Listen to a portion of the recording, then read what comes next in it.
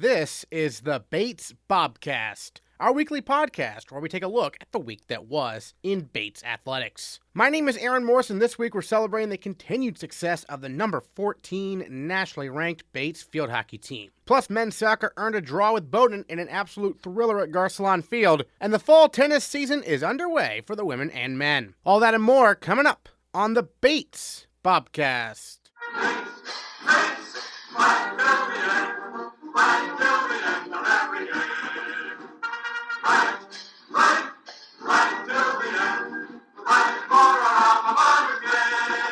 The Bates men's soccer team took on Bowdoin under the lights at Garcelon Field on Wednesday. After falling behind 1-0 early, the Bobcats outplayed the Polar Bears the rest of the match, but couldn't seem to get a shot to go into the net. That is, until first-year Jacob Iwowo brought the huge crowd to its feet, with time winding down. Kovacs hits it forward again. Skimmed header. It's trapped and a goal! In the 89th minute, the Bates Bobcats have rescued at least a point, perhaps. Bates won. Bowdoin won.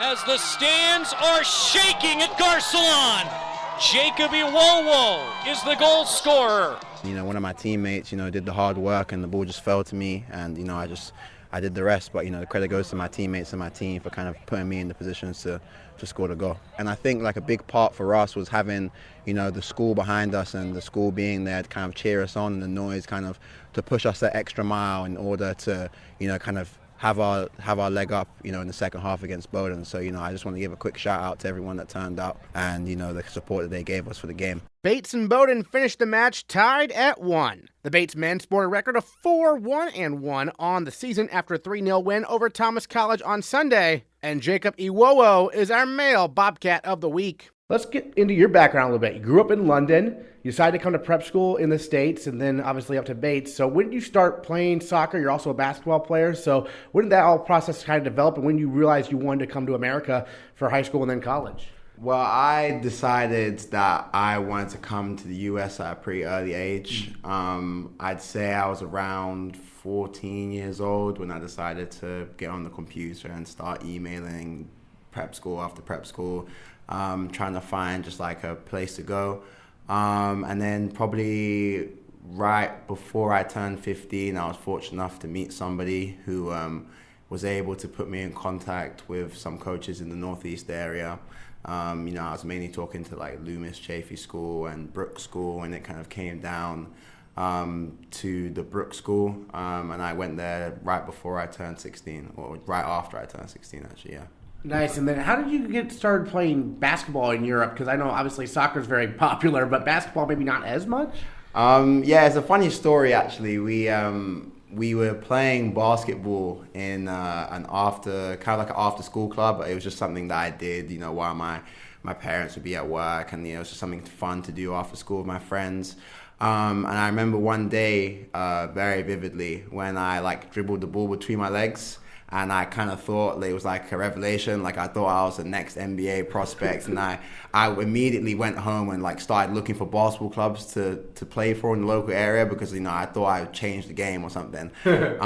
So that's kind of how I started playing. I joined the local team, and then from there I was able to kind of work my way up the ranks, in the English basketball kind of system. But it all started at that after school club, with dribbling the ball between my legs. Excellent, excellent. And so when you first came to America, coming from England, were there any significant adjustments for you, or was it pretty smooth? For me, the culture shock wasn't actually too bad. It was, it's not too bad moving to another English-speaking country. I was lucky to be at a small school of maybe 360 kids, so I was able to kind of find my place very quickly, and I was welcomed amazingly.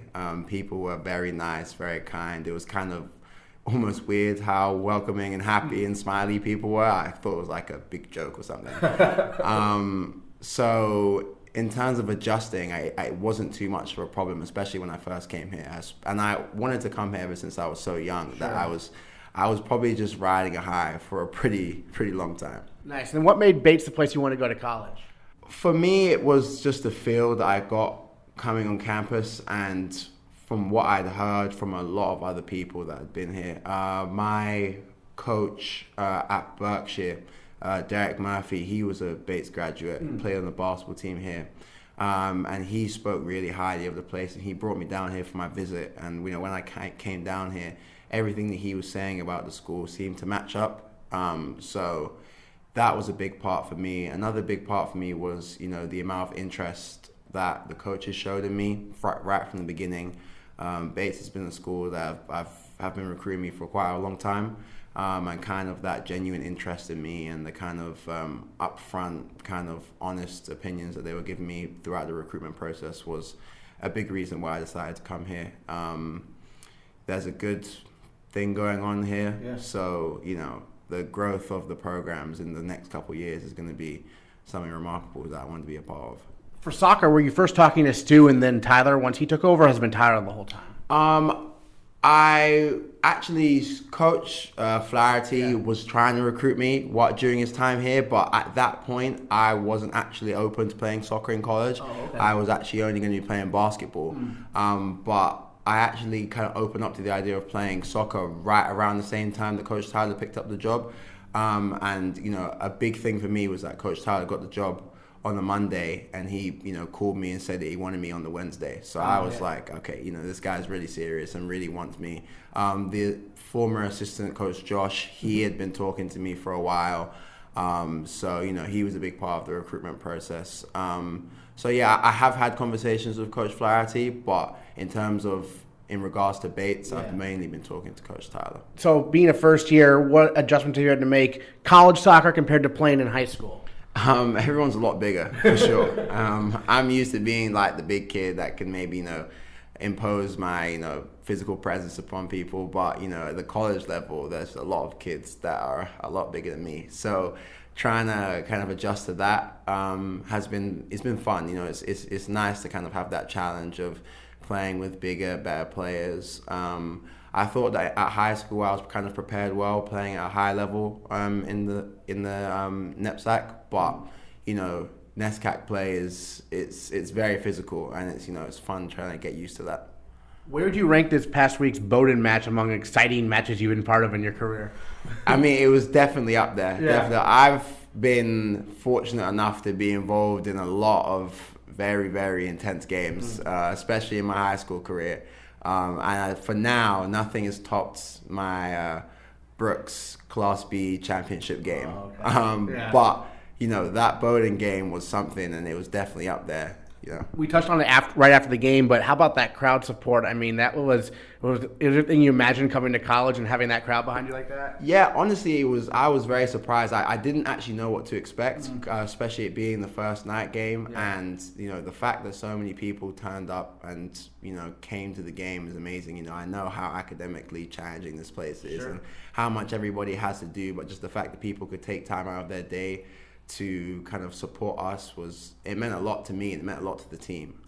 So yeah, it was great. Speaking of academics, how has that transition gone, obviously, to college here? It's definitely challenging. It's definitely challenging, but at the end of the day, it's just about getting your head down and doing what the best that you can do. The main thing for me is just getting used to reading so much. It wasn't that much reading in high school for sure, but a big thing and a big reason why I kind of like Bates is kind of the small community, and I have had a lot of people that have been able to help me out, and kind of older students show me how to do certain things and how to be more effective in doing my work. So maybe the first 2 weeks or so, I was having a little bit of trouble, but after a couple of conversations with some upperclassmen, I'm well on my way and kind of feel like I'm getting my feet settled in, especially academically.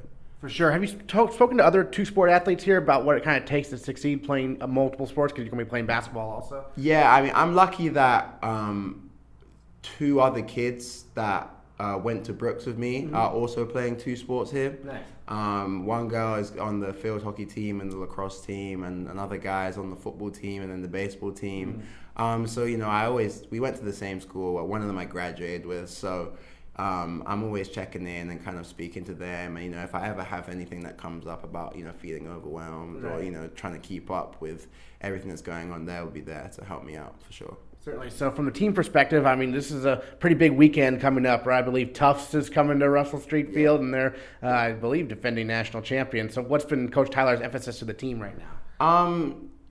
So far, I mean, it's kind of been focused on the next game up. So Wednesday we have Hassan. Yeah. So it's kind of about taking care of business. But, I'd be lying if we didn't bring up the fact that we were hosting the national champions on Saturday. Right. And I mean, at least the kind of team feel is that, we can play with anyone, especially the way that the program has been the past couple years. Maybe that hasn't been the case, but with everything that's going on right now, with our new class, with the development of some of the sophomores and the juniors and the senior class that we have, we're a team that on our day can play with anybody. And it's about, taking care of our bodies and doing the right things in preparation for Tufts to make sure that we can put our best foot forward when that day comes around. Massive first-year class. I think there's 17 first-years on the team. What's it like being one of 17 newcomers? It's definitely fun. It's a great group of guys. They're super cool. It was very easy to kind of get acquainted with them. There's nobody in our class that you'd say is kind of different to anyone else. Particularly, everyone's kind of getting along on the same page and ready to work. So it's definitely shaken things up in terms of, there's a whole bunch of kids all fighting for different positions. But at the end of the day, Coach Tyler always talks about, the bottom half of our team being able to push up the top half of our team. And that's kind of really important. And I think first years are really pushing everybody to be better and to kind of push the program in a positive direction. All right, Jacob Iwowo, Male Bobcat of the Week. Thanks so much. Thank you. Appreciate it. The field hockey team is off to its best start since 1995 at 4-1, and the Bobcats are ranked 14th in the country after a 4-0 win over Thomas College on Thursday. Junior Emily Gianunzio scored a pair of goals in the victory, giving her a team-leading 3 on the season. And Emily Gianunzio is our female Bobcat of the Week. First of all, just take us through the goals you scored. I know last one was like a tip-in off a Burns shot there, right? And then you were also had another one earlier. Yeah, so Riley had like a great deceptive sweep across the middle of the circle, which is where I happened to stand in corners, and I just got lucky and got my stick on it, but she had an amazing sweep there. And the first goal was just a scrum in front of the net, and happened to get my stick on that one and put it past their goalie.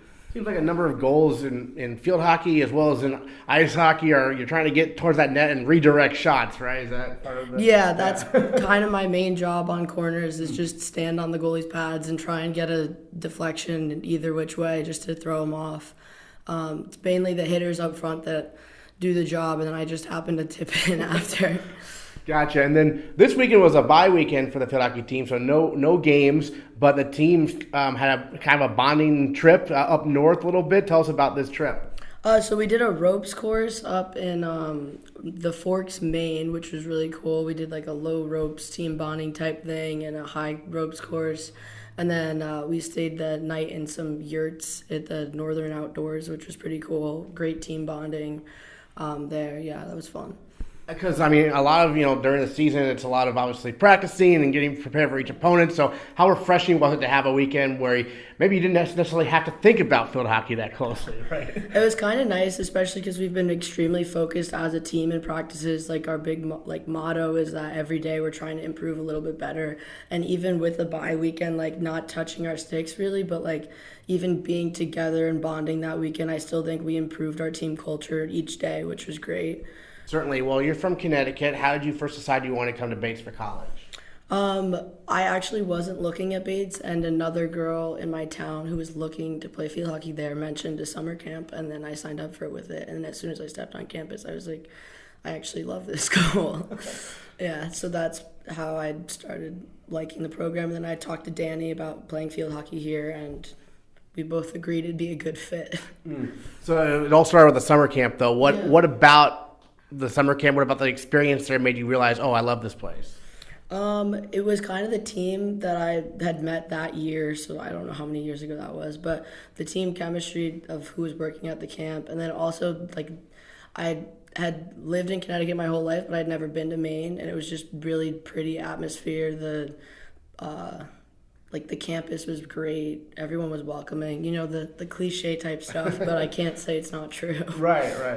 And then the team, obviously, a great start to the season, 4-1 on the year. You have a midweek game Tuesday. We're talking on a Monday this week. And then you have some big NESCAC contests, right? Yeah. The likes of Tufts, Tufts coming up, and I know I think 2 years ago you beat Tufts during the regular season. Yeah, right? 2 years ago we got a win off of Tufts, 1-0. I vividly remember that tip in from Emma Patterson. That was an amazing game to play in, and we actually won our scrimmage that year against them, and then ended up beating them in the regular season, and we happened to beat them in our scrimmage this year before the season started, so hopefully we're going to keep that trend going this weekend. Yeah, so perhaps history will repeat itself. Hopefully, right? that's the goal. What about the team? You know, you've touched on the chemistry aspect, but what else about this team this year has allowed you to get off to such a great start at 4-1? That overtime win over Hamilton, obviously setting the tone. I think that the team dynamic coming to this year has just been completely like a new world, like new vibe. Everything, like everyone's so positive, and no one's like judgmental or anything. Everyone just like jives together, kind of. Everyone's just playing their game and feels comfortable being themselves. It's really great atmosphere. Like I said earlier, our first years have like integrated themselves into the team so well, and I think everyone else has kind of come together in a way that just like makes it easy on and off the field to be close and a good team. And it's a really balanced offense. Anyone can score at any time. Danny actually pointed this out to me the other week, that last year none of the forwards had played together at all. So you only have Tom and Riley who really played together, and they work really well together also. But I think it's also because we've never played together that we're able to like just right off the bat, like we're starting to get used to each other's like ways we play, and then we're all starting to create this new dynamic instead of reacting to an already made dynamic, if that makes sense. So like instead of just becoming a part of a already set thing, we're making our own thing, which is working out well. Also, you touched on the fact that everyone's doing their role, and it seems like on defense the two goalkeepers are perfectly happy playing one half each, and it seems to be working, right? They're like amazing. They're willing to challenge us in every which way. They're doing great.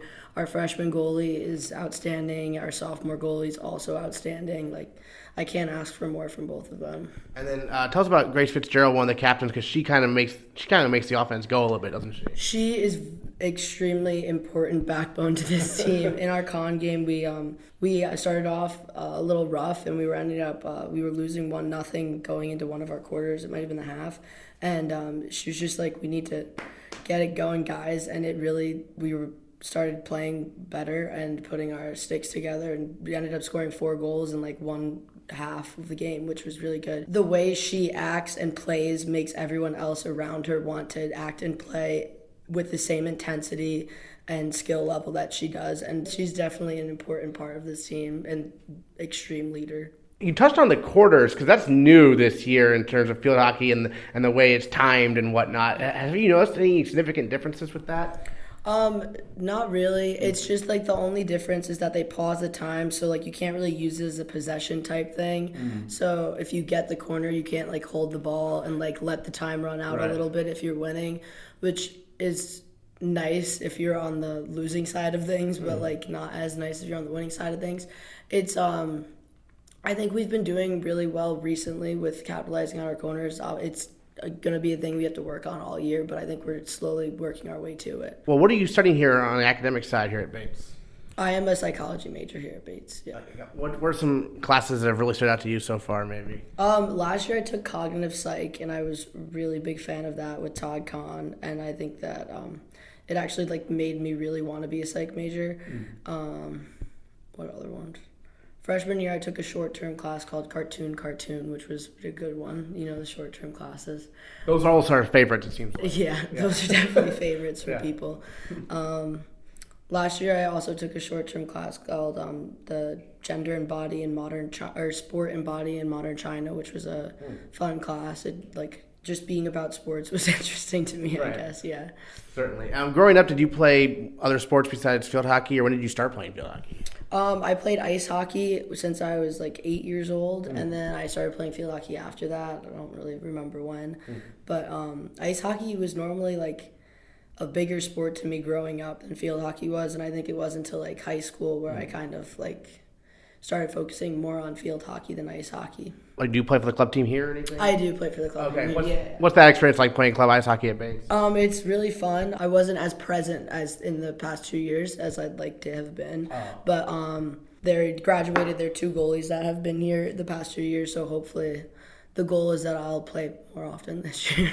You're a goalkeeper then? Yeah, I'm a goalkeeper in ice hockey. Yeah. So what's it like being a goalkeeper in ice hockey, but a forward in field hockey? I think it's really helpful in field hockey actually, because like it's a completely different position, but the idea is the same. Like knowing, like I kind of know how goalies are gonna react to certain things versus like not like what will make goalies move versus not make them move and stuff like that. So I think it's helped me a lot in the like shooting aspect of field hockey. But other than that, I just love playing goalie in ice hockey. I don't know what it was really. Great. Well, what are your thoughts on the season so far for the Bobcats that you wanted to share?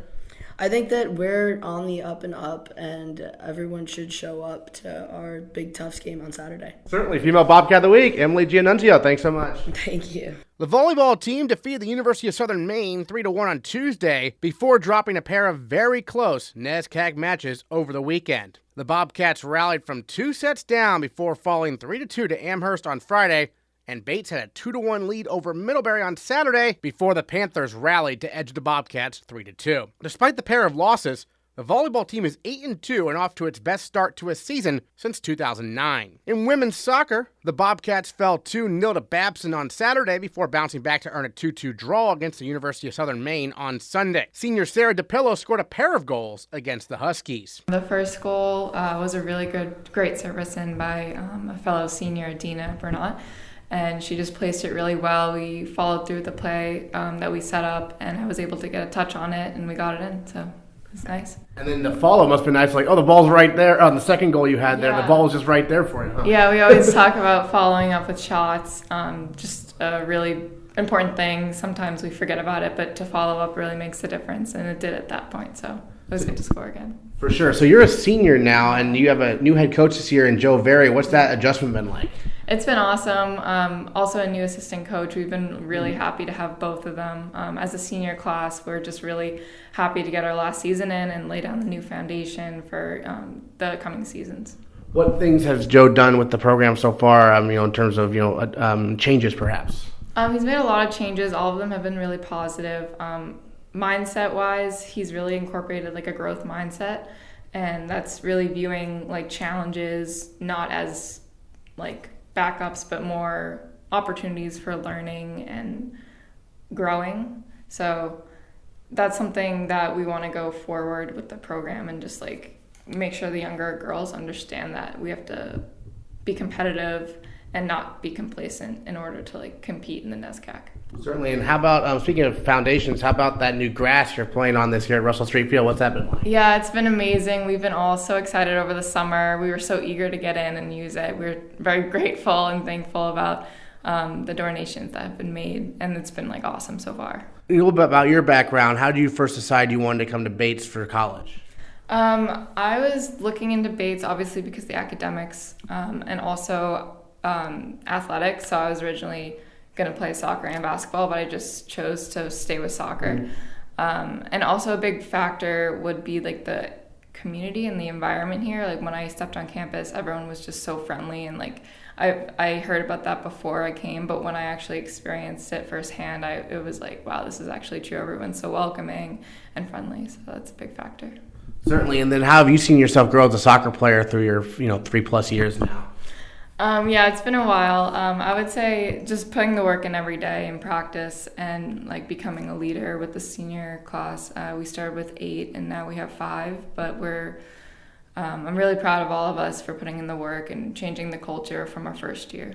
When did you start playing soccer growing up? I mean, I know a lot of kids in America at least, start playing pretty young, what did you get serious playing a little bit?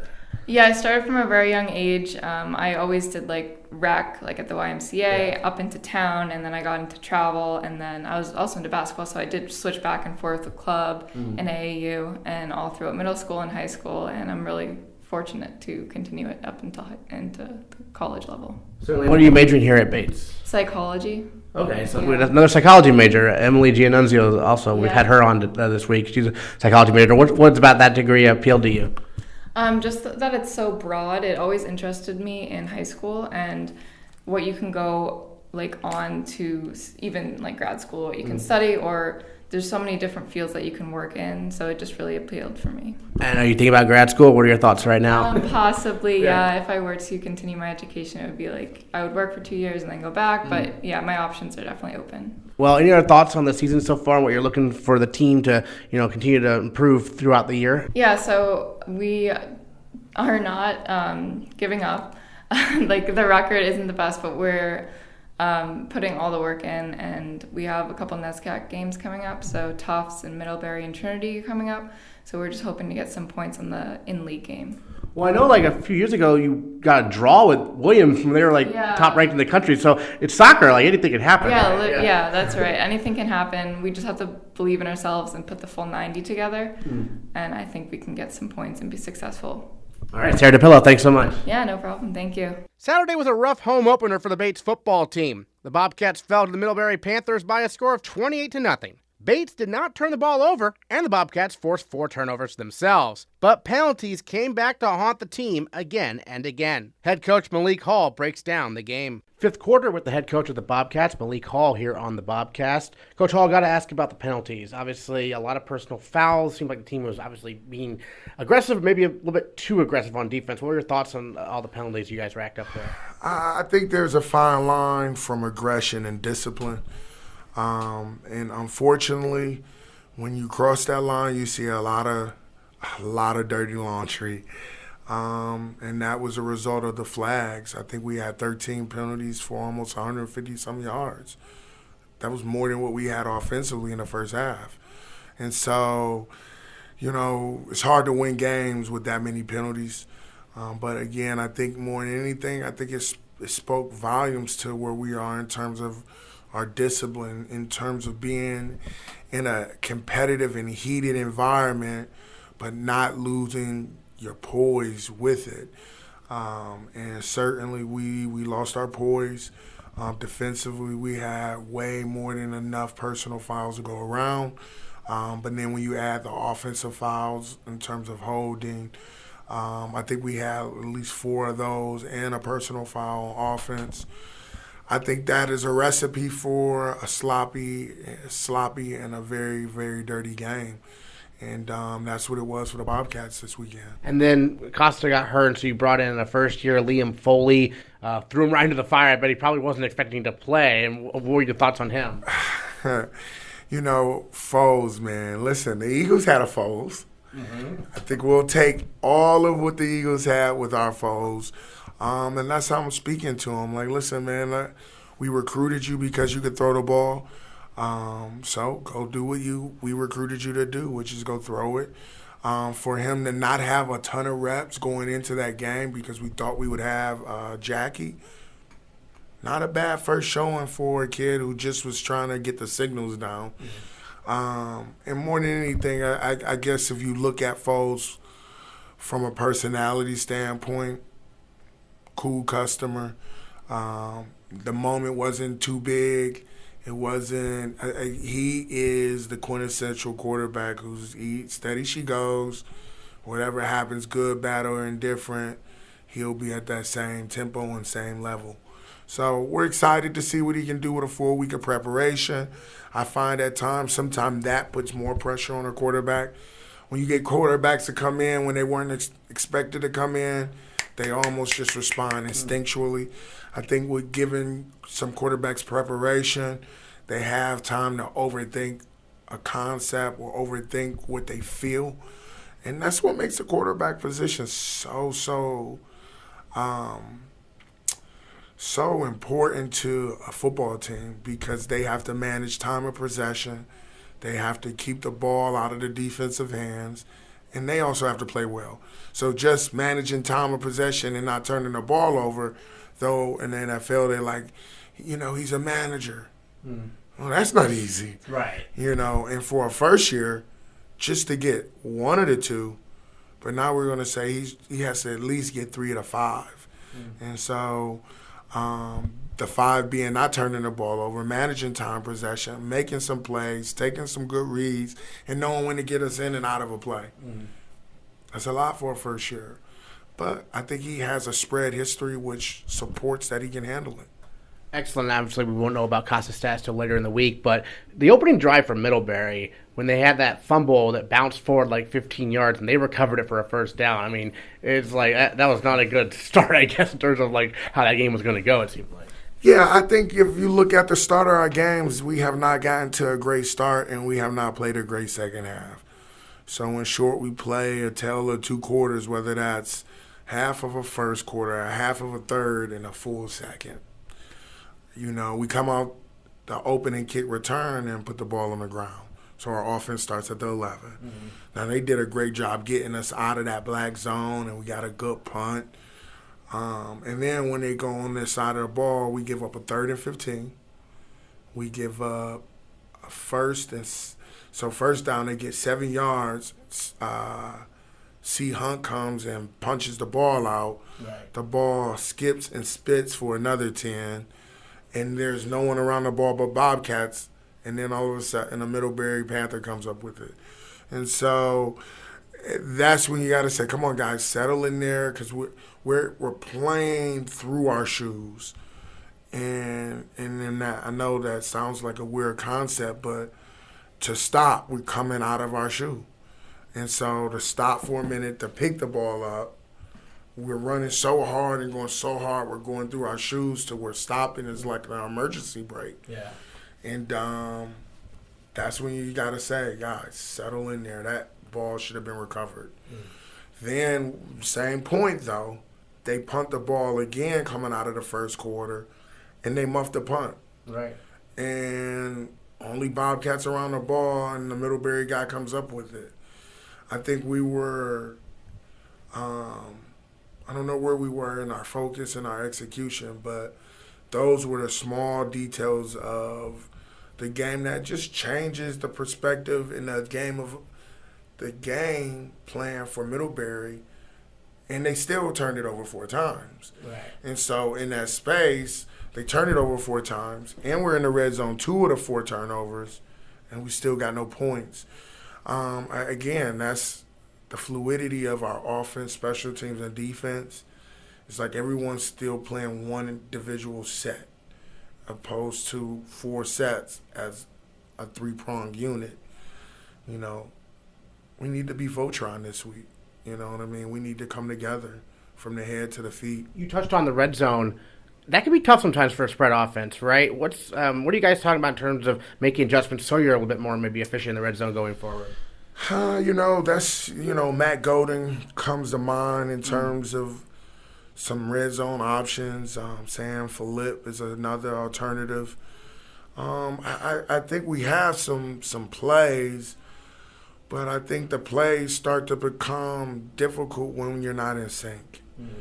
When you're struggling to just get the first down, getting 4th and goal for a touchdown seems a much, much bigger hill and climb than what it really is.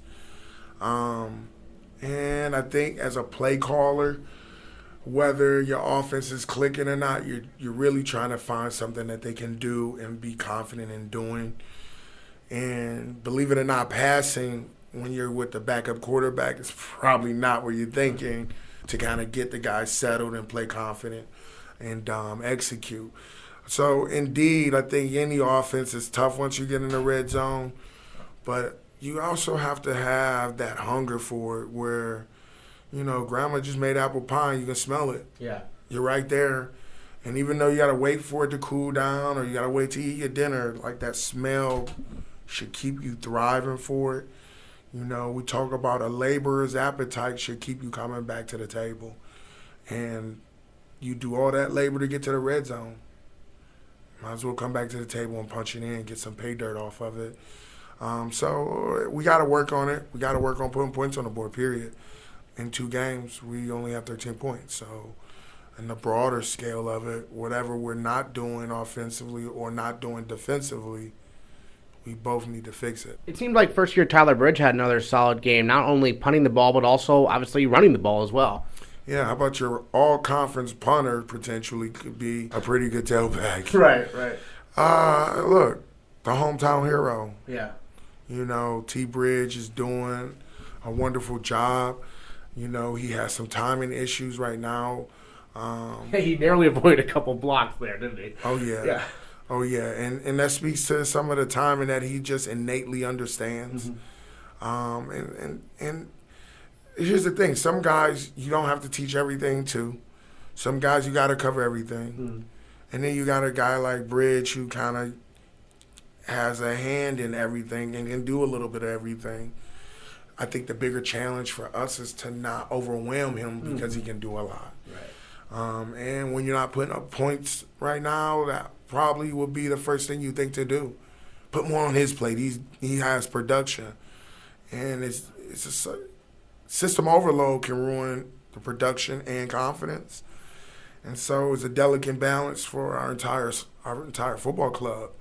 Our players need to work harder so they can go into a game confident, because that's the only way that's going to happen now. And then our coaches need to simplify and be able to amplify what we do well, but at the same time, not by adding more stuff. And that's a challenge when you want to be on the competitive edge offensively and pass game-wise. But if we're not doing all of it right, what are we doing right? And let's kind of build on that. You guys spent a lot of time out there on the field after the game talking to the players and whatnot. What was your primary message? Thursday morning at our practice, we get in the end zone and we take a deep breath and we just looked at our field. And my statement to them was, this is your field. This is your first opportunity to embrace what's yours and to fight for something that someone's coming here to try to take. And the reason, and this may sound, I'm not sure how it would sound, but I don't want them to leave the field because it's still theirs. And whatever pain and noise and agony that comes from what we're hearing because the team is celebrating, we have to own that. And it's my hopes that hurt feeling or that painful feeling creates something in us that will not allow it to happen again. I've never been someone to run from it. I want to see all of it so I know what not to do again. I think that's how I got out of college and academia, is that the pain of not getting a good grade brought me to the professor's office. It put me into the tutors or into my tutor sessions 2 hours past when I had it. It's the pain of failure that, for me, what makes the work ethic so intense and genuine, because that pain was genuine, and so will me trying to alleviate that. And I think at times we try to alleviate it by acting as if it never happened. That was a nightmare. It was a bad dream. You could take that approach for that same bad dream to show up a week from now. I think it's the power in our pain is facing it. And it was hard to hear him cheer on the field. It was even more difficult to know that that was our first home game performance. And be that as it may, when the game is over, you are where you are when it's over. And we have to accept where we are and make a commitment to get better. All right, Malik Hall, thanks so much for joining us. Appreciate it. And again, it's always a great day to be a Bobcat. Both tennis teams have gotten their fall seasons underway. 2 weeks ago, the Bates men competed at the Middlebury Invitational, and last weekend, the Bobcats hosted the Wallach Women's Invitational. Head coach Paul Gastonguay likes what he sees from his respective squads. I am really excited about our incoming first years. They all came in ready to go, super high level, a lot of depth. Our returning players as well, playing at super high level. The tournaments that we play in the fall are really to help organize the team and give us a sense of what pairings will work well for doubles, who's in top form right now for singles. But that's going to keep building as the fall moves on, and as we move into our investment season. Until February, we're going to be training and working hard, and they'll be playing matches on their own, and they'll continue to build. But it's very optimistic for the spring because we have a really high level team on both both teams. And this past weekend, the women got to obviously use the nice outdoor courts we have here at the Wallach Tennis Center, and you welcomed, I believe, multiple. Brandeis was here, and I believe Bowdoin as well. And Bowdoin just hired the guy who used to coach Brandeis, right? Correct. Yeah. Yeah. So we had a good group of teams. We had a D2 Merrimack as well, Trinity and Colby. Yeah. So it was a good selection of teams with all high level doubles. And the way we ran that tournament was we had a front draw and a back draw, and so everyone kept playing as the weekend went on. You weren't knocked out. Right. So that's by design, because every school that comes to this tournament wants the opportunity to try different pairings against other teams. It's really hard to organize your team when you're playing yourself, and it was a great opportunity, and I saw a lot of great things this weekend from a lot of our pairings and first years who were more new to doubles but really caught on as the weekend went on and got better and better. Is doubles kind of rare then in high school, or just doesn't? Or... What happens in high school is the top players, the elite players, are at the top of the lineup in a lot of school systems and leagues. Play the top 3 players in singles, and then they'll have a couple doubles. In some prep school leagues, they'll play like a college format with 3 doubles and 3 singles and 6 singles. But they will.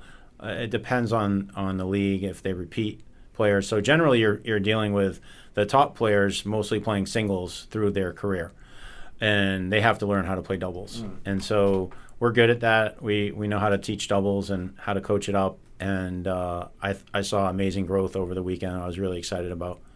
Any individuals who really had standout weekend for you, in your opinion? Or I think as a team, we have 13 women and we had 9 men playing. We have a few injuries, but it's hard to pick one out of the group. I thought as a team we really did a good job competing, and that's the same with the men last weekend at Middlebury. I thought we all competed really well, and that's the hardest thing to teach, that those intangibles that make you fight when it's tough instead of running away. And I thought we all did a good job on both weekends of really fighting. Yeah, I know injuries from the men's team really had to deal with a lot last season, right?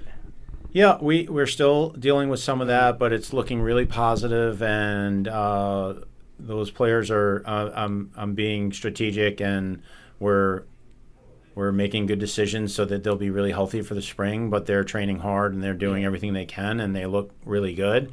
I'm just trying to be smart. Sure. Well, one of the headliners, from basically what he's done in the past and being All-American, is Jacob Coppola and what he's done during his career. What are you expecting to see from him? I can't believe it. It's his senior year now? Yes. Yeah.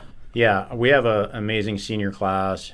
Jacob, Vid, Glove, and Izzy. They're amazing group, and they've been together for 4 years, and they're really committed, and they see this influx of first years as a really positive, shot in the arm, and I think they're really doing a good job working harder than ever. They're very diligent. They're lifting and they're running together as a team.